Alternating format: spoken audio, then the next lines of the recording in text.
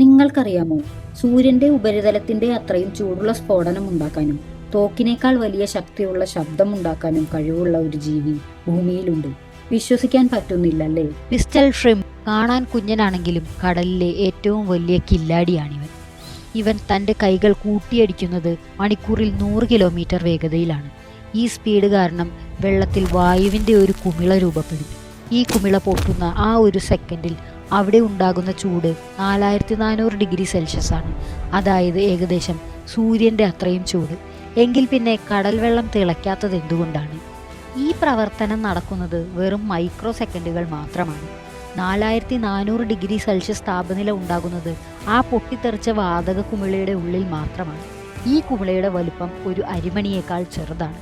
ഇതിന് കടൽ വെള്ളത്തിനെ തിളപ്പിക്കാനുള്ള ശേഷിയില്ല. ഉദാഹരണത്തിന്, ഒരു തീപ്പെട്ടിക്കോൽ കത്തിക്കുമ്പോൾ 600 ഡിഗ്രി സെൽഷ്യസ് ചൂടുണ്ടാകും. പക്ഷേ അത് ഒരു വലിയ പാത്രത്തിലെ വെള്ളം തിളപ്പിക്കാൻ പര്യാപ്തമല്ല. തീർന്നില്ല, ആ സമയത്തുണ്ടാകുന്ന ശബ്ദം ഒരു തോക്കിൽ നിന്ന് വെടി പൊട്ടുന്നതിനേക്കാൾ ഭീകരമാണ്. 218 ഡെസിബൽ. അത് ഇരയെ ബോധം കെടുത്താൻ ധാരാളമാണ്. ഈ ശബ്ദം കാരണം അവിടെ വെളിച്ചം വരെ ഉണ്ടാകും. ഇതിനെയാണ് സയൻസ് സോനോലൂമിനിസെൻസ് എന്ന് വിളിക്കുന്നത്. തോക്കിനേക്കാൾ പവറുള്ള ഈ തിരിക്കുഞ്ഞിനെ പറ്റി എന്തു തോന്നുന്നു? നിങ്ങളുടെ അഭിപ്രായങ്ങൾ രേഖപ്പെടുത്തൂ.